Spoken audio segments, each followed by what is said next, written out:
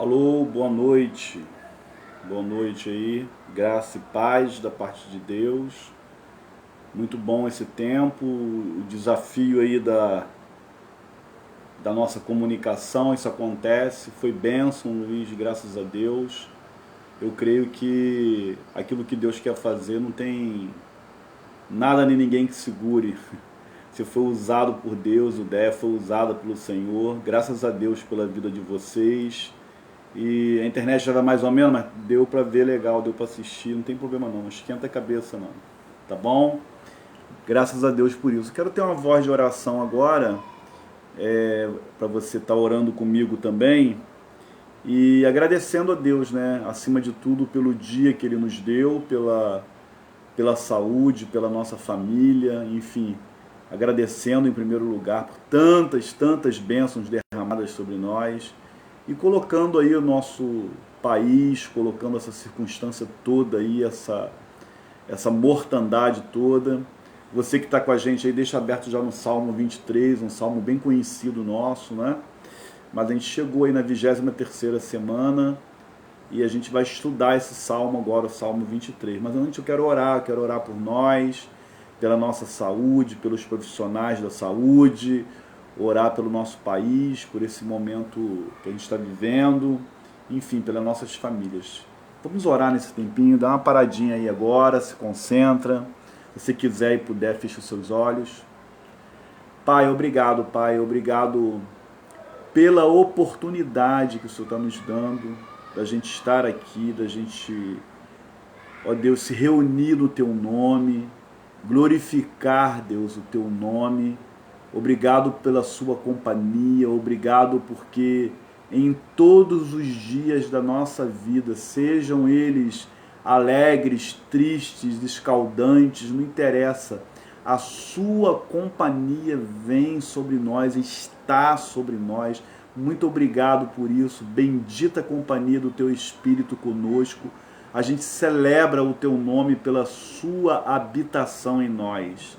E colocamos, Pai, a nossa família, colocamos nossos casamentos, colocamos nossos filhos, colocamos a nossa saúde, a nossa vida financeira, colocamos o nosso país, esse tempo, Pai, de tantas limitações, de tanto reajustes, ó Deus, para viver, de coisas que não estávamos acostumados e agora precisamos nos adaptar, esse jogo de cintura todo, essa dor que a gente tem vivido, ó Pai, que já está encostando há um ano aí praticamente.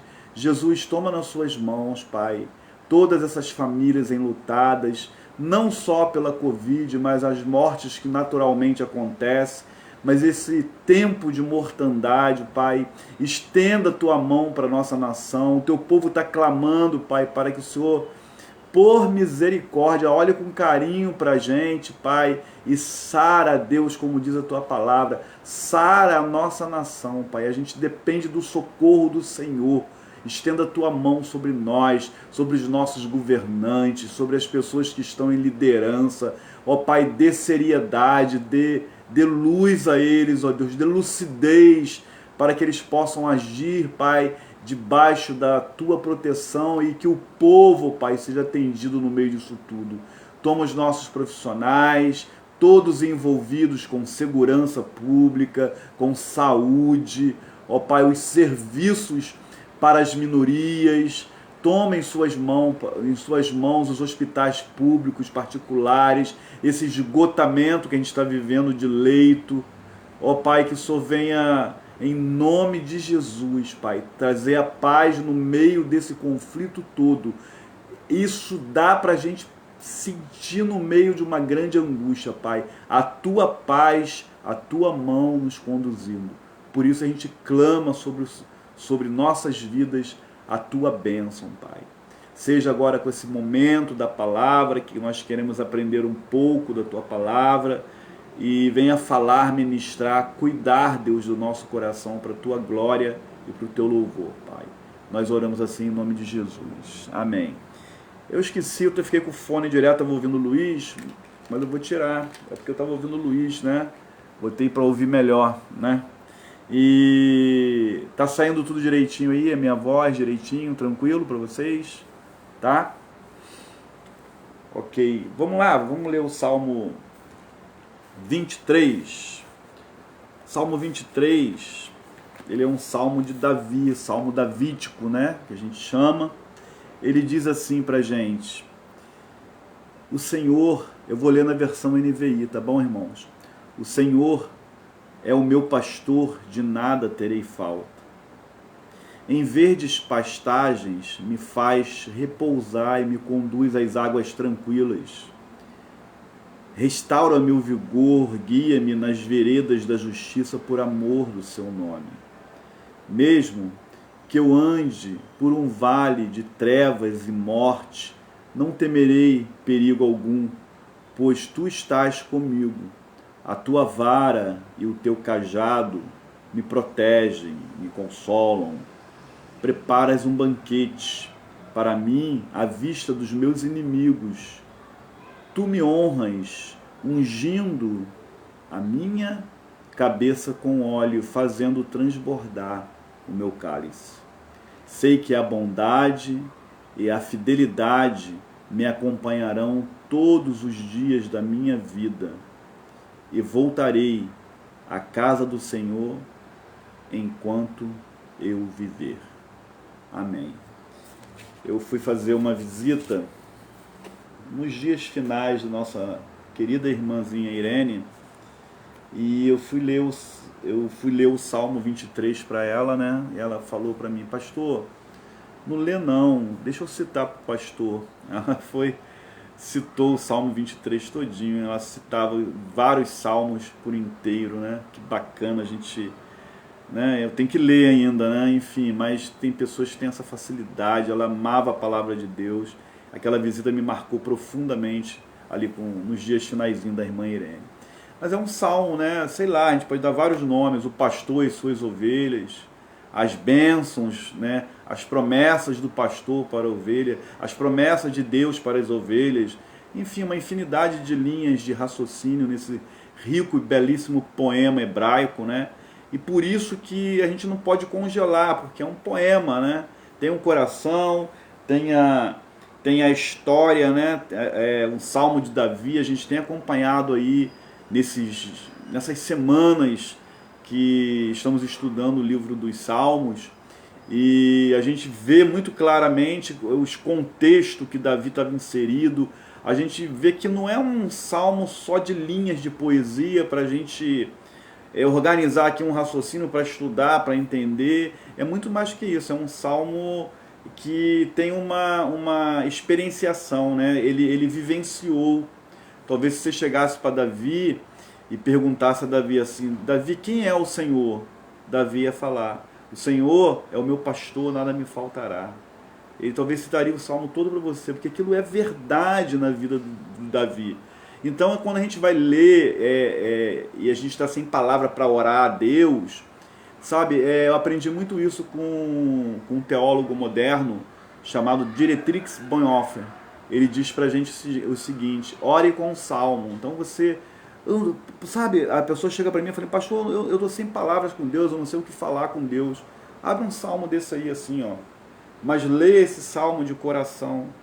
Um salmo que fala dessa ação de Deus sobre nossas vidas. É uma oração, orando com os salmos. Então é muito interessante você ver que não é uma palavra de mera poesia, não é uma palavra somente escrita na Bíblia, mas é algo como Paulo escrevia também. Paulo tinha essa característica de experimentar. Davi que escreveu: provar e ver de que o Senhor é bom. Provar e ver. É empírico, né? Você testa com você, na tua vida, na sua caminhada. Isso é muito interessante. Então o rei Davi fala sobre uma fonte onde de nada ele teria falta. Esse Salmo 23, na verdade, é essa declaração de confiança irrestrita do salmista no Deus eterno, do Deus da aliança, do Deus que não tinha limites para abençoar. É uma fé irrestrita, incondicional. Trata-se de um Senhor que nunca, na verdade, vai agir com o salmista e com o povo que pertence a ele, com infidelidade, porque não é do caráter de Deus, não tem como Deus ser infiel, ou com indiferença, ou estou muito ocupado, como o exemplo de Baal lá, que Elias zombou, né? Fala mais alto porque talvez ele esteja ocupado, né? Tem muita coisa para fazer. Não, o Senhor, essa relação íntima de Davi com Deus demonstra para a gente isso, que ele trata a gente com total fidelidade, com carinho, com atenção. Então o salmo inteiro, ele pode não ser conhecido, mas vou falar para você, o Senhor é o meu pastor, nada me faltará, está na boca do povo, entendeu? Você vê na boca de todo mundo isso daí, na boca das criancinhas. O Senhor é meu pastor. Luiz cantou uma música aí que minha mãe gostava muito também. O Senhor é meu pastor. É Salmo 23, né? É um dos versículos mais conhecidos do Antigo Testamento. Mais citado de todo o Antigo Testamento e talvez de toda a Bíblia junto com João 3,16. Mesmo ele conhecido, o Salmo nem sempre ele é corretamente compreendido, interpretado. A gente tem necessidade de entender um pouco do contexto, ou seja, do momento do qual o autor estava vivendo para estar escrevendo isso daí, o que ele estava passando na vida dele. Isso enriquece muito a nossa leitura. Isso é um campo de pesquisa, de você estudar a Bíblia, né? Então, se no início o Salmo é um tipo de metáfora no qual ele tem Deus descrito como pastor e o próprio salmista descrito como uma ovelha, ele deixa escapar alguns pedacinhos desse pequeno salmo aí de 6 versículos que passam uma outra realidade. Por exemplo, o verso 5 diz pra gente: preparas um banquete para mim à vista dos meus inimigos. Então, olha só, tem uma questão envolvida aí. 2 fatores nos são acessíveis, vamos dizer assim, diante desses dizeres. O primeiro é que ele estava sofrendo uma perseguição. Não tem jeito de pessoas inimigas. Prepara um banquete, né, diante dos meus inimigos. E com risco, né, advindo dessa perseguição, vindo diretamente dessa perseguição. Em segundo lugar, ele confiava plenamente no fato de que o Senhor o livraria dos seus inimigos por completo. E no tempo de Deus também honraria ele diante do povo, que esse sentido do óleo, da unção, tem a ver com os privilégios que acompanham o cargo. No caso, o rei era ungido. Você vê exemplo lá quando Samuel pegou Saul, ungiu Saul, né? E Saul foi rei de Israel, primeiro rei. Depois ele ungiu Davi. Então tem toda uma questão envolvida que não é uma questão só de Deus e o salmista. Vai ter a ver com a sua vida e com a minha vida. Vamos dar uma olhadinha com calma. Compreendendo assim o contexto desse salmo, é possível então a gente perceber que a confiança de Davi no meio de que ele faz uma comparação do cuidado de Deus em relação ao seu povo com o cuidado de um pastor que se relaciona com a sua ovelha, com as suas ovelhas, melhor dizendo. Então, nesse sentido, a gente não gosta muitas vezes, né, que é uma coisa mais solta, mas tem 5 ações que a gente consegue identificar de um pastor que representam as próprias bondades e proteções do Senhor sobre a vida de Davi e, consequentemente, sobre a nossa vida. Quando ele diz: o Senhor é o meu pastor, de nada terei falta, vamos ver quais são essas 5 ações que a gente pode identificar. A primeira dela é a ação de alimentar as ovelhas. Alimentar as ovelhas, não tem jeito. Falando de Deus como pastor, o verso 2 diz que em verdes pastagens me faz repousar. Qual é o sentido disso daqui? Davi, na verdade, ele pinta 4 grandes cenas. Né? A primeira cena, no final eu vou voltar nessas cenas rapidinho para a gente fazer uma aplicação. É o bom pastor, as pastagens, o pastor com as pastagens alimentando. Depois ele vê o vale da sombra da morte. Depois ele vê um banquete. Depois ele vê a casa de Deus. São as 4 cenas que você fosse desenhar um quadro olhando para esse salmo, você ia ter que incluir na sua cena de um quadro essas imagens que eu proferi para você. Então é uma figura muito representativa do trato das ovelhas, elas se alimentando de ervas nutritivas, gostosas, fáceis, porque o pasto verde, né, fácil de serem arrancadas, de serem degustadas pelas ovelhas. Então a gente pode até brincar dizendo que é o sonho de toda ovelha, comer graminha verde, né, comer as coisas boas do campo. Isso representa muito bem o alimento dado por Deus aos cristãos. Lá em Hebreus capítulo 5, versos de 12 a 14, lá, você vê isso muito claramente, aquilo que fortalece a nossa vida, a jornada nossa como cristão, e faz a gente conhecer mais o caráter do nosso Redentor, de Jesus Cristo que eu me refiro, é a questão do alimento, não de leite que é como criança. É isso que Hebreus vai falar lá no capítulo 5, do 12 a 14. Mas um alimento sólido, que é para quem? Para adulto. O autor aos Hebreus faz esse paralelo. Então essa ovelha aqui come coisa sólida, os nutrientes que elas precisam, que estão no campo, que é fácil acessado, porque está verde, e é ali que o pastor cuida da alimentação da sua ovelha. Então é muito interessante isso, é alimentar a ovelha. A segunda ação que a gente vê nesse texto do Salmo 23 é a ação de conduzir com segurança. Ainda no verso 2, ele descreve o seguinte para a gente: me conduz às águas tranquilas. Luiz nem pesquisou, ele deu uma orelhada e quase que ele acertou 100%. Considerando algumas regiões lá de Israel montanhosas, né, onde há rios de águas que correm rapidamente, porque montanha está no morro, a água vai descendo, né? E as ovelhas precisavam beber água, mas beber água em lugares que teriam tranquilidade, e a responsabilidade do pastor não é colocar no olhar do texto do salmista, nessa poesia, a ovelha em perigo, em segurança. Então ele procurava as águas tranquilas. No momento que o rio ficava um pouco plano, ele conduzia a ovelha até ali, para que elas não tivessem que beber água do tipo corredeiras, porque poderiam cair, serem levadas, se machucar. Então essa ação de conduzir com segurança, e elas, devido ao pelo volumoso das ovelhas, se fossem molhadas, se caísse, o peso dela ficaria muito maior, elas mesmo não teriam força para nadar e facilmente poderiam chegar à morte. Então, dessa forma, a tarefa pastoril, vamos dizer assim, é relativa ao cuidado do Senhor com suas ovelhas e de alertar a gente sobre o pecado. O que mata a gente? Eu sou careca, né? Mas quem é cabeludo? Não é igual a ovelha que vai pesar tanto. Mas o pecado, diz Tiago 1, verso 15, o pecado, uma vez consumado, ele vem à tentação e você vai viver naquilo ali. Se o pecado não for resolvido, se Jesus não entrar na sua vida, o pecado, uma vez consumado, gera a morte.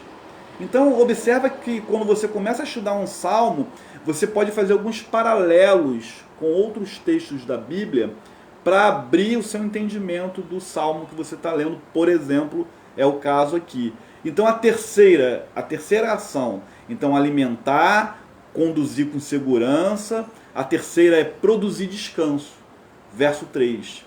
É uma das possíveis traduções para o verso 3, a NVI eu li, restaura-me o vigor. Algumas versões também podem falar, devolve as forças à minha alma. E uma outra possível tradução também, verdadeiro, é me conduz a minha alma. Em que sentido?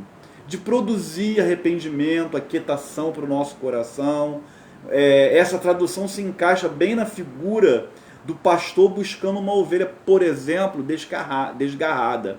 Mas, dada a sequência natural do texto, o sentido mais provável parece ser sobre o descanso mesmo, no sentido de refrigério, descanso. De qualquer modo, as duas possibilidades, elas são verdadeiras. Deus tanto dá descanso ao filho cansado, como sobrecarregado e oprimido, que a gente vê em Mateus 11, 28, vinde a mim, todos vós que estáis cansados e oprimidos e sobrecarregados, e eu vos darei descanso, e eu vos aliviarei. Então você vai começar a encontrar esse contexto nas palavras do nosso bom pastor, não é isso? João 10 fala do bom pastor. Então nos ensinos de Jesus há uma conexão muito forte com esse Salmo 23. Esse cansaço, ele não é só o físico, não é só de subir montanha. A nossa alma se cansa pelas perturbações, pelas notícias desagradáveis, por diagnóstico que a gente não estava esperando, por perda nessas vidas. A gente perde muitas coisas também, a gente ganha, abençoado, mas a gente é impactado, a gente desanima, a gente se sente sem força, a gente se sente, tem uma sensação que está com desnutrição, entendeu? A gente passa por isso, e isso angustia a gente, chega um momento que solta um peso na nossa alma tremendo. Então ele está pedindo aqui, ele está falando que ele conduz a minha alma, ele devolve as minhas forças à minha alma, ele restaura o meu vigor, que essa coisa interior, do nosso interior, só Deus é capaz disso. O que é isso? Ele produz a gente, ele produz em nós e conduz a nós a esse descanso. Só vai descansar profundamente quem tem o vigor necessário para descansar. Senão você não consegue nem descansar, você desmaia. Essa é a verdade. A quarta ação que a gente vê é que ele nos guia para o caminho correto. O verso 3 fala disso, o salmista declara muito, muito bem: guia-me nas veredas da justiça por amor ao teu nome. Fica muito claro para a gente no escrito que o sentido figurado do pastor e das ovelhas começa a perder um pouco o seu enfoque para dar lugar, na verdade, à ação de fato de Deus com seus filhos. Os servos deles, né? Os servos do Senhor como suas ovelhas, têm diante de si, na verdade, um caminho moralmente justo, compatível com o santo nome de Deus, por amor do seu nome. Então não é porque eu estou em necessidade, porque eu estou passando por angústia, que eu vou fazer qualquer coisa, eu posso fazer qualquer coisa para eu sobreviver. Não, você vai fazer aquilo que Deus te guia a fazer. Ele te guia na vereda, nos caminhos da justiça, daquilo que é justo para você e para o seu semelhante. Eu estou no sufoco, eu achei um dinheiro, né? E enfim, esse dinheiro não vou nem procurar saber de quem é, porque Deus me abençoou, vou botar aqui, vou esconder, e às vezes tem você mais uma pessoa ali. Engraçado que essa semana eu falei com o Sueli que eu ia comprar uma pomada que a gente estava precisando, eu esqueci. E muito interessante, né? E quando eu peguei o elevador, quando eu entro no elevador, sozinho no elevador, o que estava no chão do elevador? A pomada. Sério que eu ia comprar. Aí eu peguei a pomada, aí rodei a tampinha da pomada e eu olhei que estava lacrada, nova. Eu falei, isso caiu da bolsa de alguém. Aí cheguei em casa, peguei o interfone, liguei pro porteiro: olha, eu achei algo no elevador, é uma pomada, vê de quem é, para poder essa pessoa pegar aqui. Se não aparecer, eu vou usar, que eu estou precisando. Aí o porteiro até riu, achou engraçado eu falar assim. Não demorou 5 minutos, já achou o dono. Não é porque eu estou precisando, se eu não tivesse dinheiro para comprar a pomada e veio um milagre do céu. Não, é o que é justo. Eu não vou ficar com algo que não é justo. Eu não vou fazer algo de injustiça para eu me dar bem. Não pode.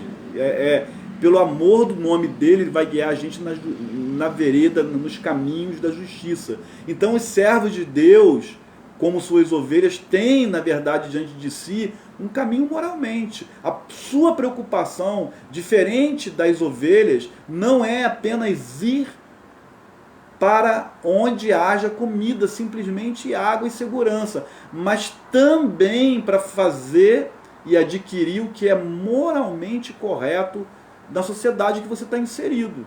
Concorda comigo? Você não pode chutar o balde, como é que se fala por aí. Então, nesse sentido, Deus, como bom pastor daqueles que creem no nome dele, não apenas aponta o caminho da justiça, mas guia o rebanho dele pelas veredas da justiça. Então, pastor, é muito fácil fundamentar isso. Mateus 2,6, de Belém, só lembrando aqui, virá um líder, mais ou menos assim, talvez como pastor, conduzirá Israel, o meu povo. Então vai conduzir a gente na verdade. Os ensinos de Jesus, ele falou, eu sou o caminho, a verdade e a vida. Então ele pregou justiça o tempo todo. O amor que ele pregava era um amor justo. E a quinta ação e última ação é a ação de dar o verdadeiro consolo. O verso 4 fala pra gente, muito claro isso. Mesmo quando eu andar, ainda que eu ande pelo vale da sombra da morte, não temerei perigo algum, porque tu estás comigo. Sabe como os rabinos de Israel interpretavam isso daqui? A coisa mais importante, são duas palavras importantíssimas nesse verso 4. Uma que resume todo o salmo, tu estás comigo. E uma palavra fundamental num tempo de crise. Por exemplo, eu estou num tempo de crise, pessoalmente falando. Então, a palavra fundamental, mesmo que eu ande, observa que é andar pelo vale da sombra, né? Algumas versões, aqui na minha versão, por um vale de trevas, nas versões mais tradicionais, pela sombra da morte. Andar e estar comigo. Andar porque dá a ideia que você vai passar a sombra da morte, ela não vai ficar para sempre. Ainda que morramos nessa vida, a gente já vai para a ressurreição, já está garantido a eternidade. Quando você está passando um momento de angústia, de dificuldade muito grande, você vai para o Salmo 30, a gente vai chegar nele lá, a gente vê rapidamente que o choro pode durar uma noite, mas a alegria vem pela manhã. Então dá a ideia para a gente claramente que a angústia, que a perseguição que o salmista estava vivendo, ele fala que era uma andada, né? Ele estava passando por ali. Tem um tempo que você leva passando por ali, um tempo que você leva de uma crise, de um momento de muitas adaptações na sua vida, de uma crise, de algo que você não esperava. Você está andando, você está pegando esse caminho da crise, e ele tem a sensação de sombras da morte, sombras de morte sobre a gente. Hoje a gente vive isso literalmente, gente, literalmente, sem a sua crise pessoal e a minha pessoal. A gente está vivendo a mortandade, quase 2.000 pessoas por dia morrendo de Covid. Então é um número muito alto no Brasil que eu estou falando. Então já é em si um funeral constante que a gente está vivendo. Esse vale da sombra da morte, quando você vai para o seu trabalho, você pega o ônibus, você não tem opção, você convive com pessoas, você tem que passar álcool gel para entrar em algum lugar, você tem que usar máscara. Isso é a sensação de vale da sombra da morte. Se eu der uma mole, o próximo sou eu, e já sai com essa tensão. Gente, o que é isso? Chega no emprego, perdeu o emprego porque cortou tudo, a empresa reduziu. O que é isso? Um vale da sombra da morte, né? A gente está vivendo essa realidade. Então, você olha para essa declaração muito corajosa, porque é passando, e preste atenção no que diz o verso 4, não só passando, mas que também ele está passando com você, o próprio Senhor, comigo, nesse tempo que eu estou vivendo também. Deus está passando comigo, está passando com você. A gente chora, a gente se angustia, a gente fica para baixo, a gente não entende o que está acontecendo, a gente, cara, um monte de coisa sobre a sua cabeça, sobre a minha cabeça, mas a gente está passando, vai passar, e Ele está comigo. Muito bacana. E aí você vai olhar para os ensinos dos evangelhos e vai falar, eis que estou convosco, palavra de Jesus, todos os dias, até a consumação dos séculos. Ele está passando com a gente. Muito bacana isso. Essa é muito mais que calorosa e encorajadora. Encorajador, esse verso 4. Entretanto, podemos nos perguntar o porquê que ele não tem medo. Né? Ainda que eu ande pelo vale da sombra da morte, não temerei mal algum. É lógico que é a presença do próprio Deus que o livraria desse mal. Mas como é que ele consegue? A Camila falou ali ainda agora, eu estava lendo o que ela escreveu, quando ela está com medo na rua, ela canta a música do Salmo 23 que o Luiz ministrou aí. Né? Como é que a gente sente os medos, como é que ele não vai temer o mal algum? É porque ele tinha a certeza, o salmista, e esperança dessas promessas de Deus. E a principal promessa de Deus é ele estar presente no Vale da Sombra da Morte, andando com a gente também. Isso é magnífico, isso é lindo. Então é isso que dava a ele a pedir uma renovação de vigor e saber que ele podia enfrentar o Vale da Sombra da Morte. Então, nesse caso, o motivo dado pelo escritor, na verdade, do Salmo, que é Davi, é baseado em algumas figuras pastoris, né? Então, o teu cajado, né? A tua vara e o teu cajado, ambos, né? Vamos dizer, me consolam. O que é isso? O açoite de Deus. Ué, pastor? Sim, Hebreus fala pra gente. Deus corrige, né? Exorta, dá uma pancadinha em quem ele ama, né? Não estou falando, você entendeu o que quis dizer, ele corrige, ele dá uma palmadinha quando precisa num filho rebelde dele. Então isso, o Davi tinha isso como consolo de Deus para a vida dele. É olhar com maturação para as repreensões amorosas de Deus sobre nossas vidas. Então Deus, em lugar de livrar totalmente, né, e imediatamente nós, servos deles, de batalhas, ele às vezes no meio das batalhas ele traz o quê? Consolo, ele traz o quê? Correção, ele traz o quê? Crescimento, ele traz o quê? Paz, tranquilidade no meio de uma grande aflição, enquanto ele nos guia e a gente passa pelo vale que a gente está vivendo, pelo vale da sombra da morte. É muito bacana olhar para essa poesia e a gente ir com calma assim, buscando essas interpretações. Então, é uma ação, vamos dizer assim, maravilhosa, surpreendente, na verdade, que se assemelha lá a João 14, 27. Deixo-vos a minha paz vos dou, não dou como o mundo a dá, não se turbe os vossos corações, nem tenham medo, né? Creia em mim, vamos dizer. Deus sempre esse paralelo com essa palavra de Davi com os ensinos de Jesus. João 14 é a palavra de Jesus, 16, João 15, a videira, né? João 16 fala do Consolador. Então não é de surpreender que Davi termina esse salmo entre o vale da sombra da morte passando, dizendo que o que vai cercar a vida dele e todos os dias da vida dele é a bondade e a misericórdia de Deus. Porque, como eu falei, não é um salmo só escrito, não é uma poesia que ele botou a caneta na época, a pena, e saiu escrevendo algo que você coloca o dedo no teclado do computador, mas se você tem a experiência com Deus, uma vivência com Deus, é algo escrito, mas é algo experimentado. Isso é muito bom. Você ganha muito mais substância na sua espiritualidade, na sua vida cristã. Eu estou indo para a conclusão, mas eu quero voltar às cenas daqui a pouco, dizendo que o Senhor era o quê? O pastor de Davi. É também pastor de todos aqueles que creem em Jesus. O nosso Salvador, na verdade, em João 10, 11, ele declara: eu sou o bom pastor. E o bom pastor dá a vida pelas suas ovelhas. Então, como tal, disse que ele deu a vida pelas suas ovelhas, é para que a gente tenha toda essa tranquilidade. Até nesse momento do vale da sombra da morte. É um pastor verdadeiro que ama como ninguém. Ele é o pastor por excelência, ama as suas ovelhas como ninguém, ele dá a vida por ela.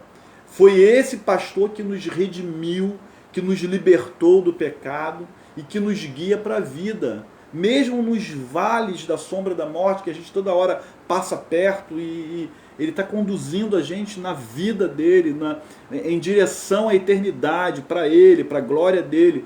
Então, a partir daí, então, ele promove todo um bem de proteção, de direção, de cuidado, de alimento, de tudo que você e que eu precisamos para passar o que for nessa vida aqui.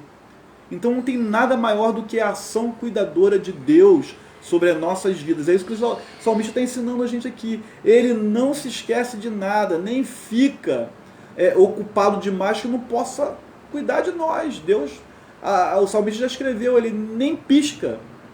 O cuidado de Deus é constante sobre a nossa vida. Então, assim, a gente pode repetir com total segurança, como eu falei no início.